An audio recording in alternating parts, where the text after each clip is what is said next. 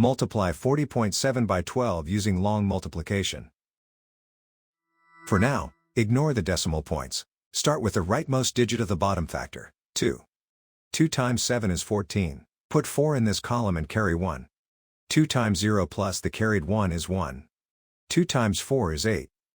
The first partial product is 814. Now use the next digit to the left, 1. Start one place to the left. 1 times 7 is 7. 1 times 0 is 0.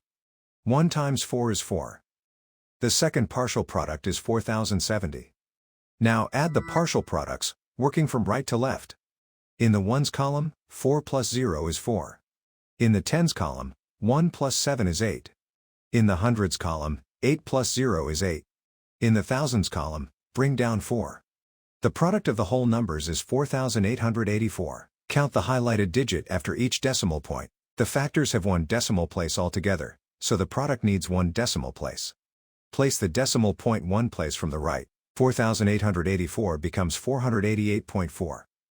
So 40.7 times 12 is 488.4.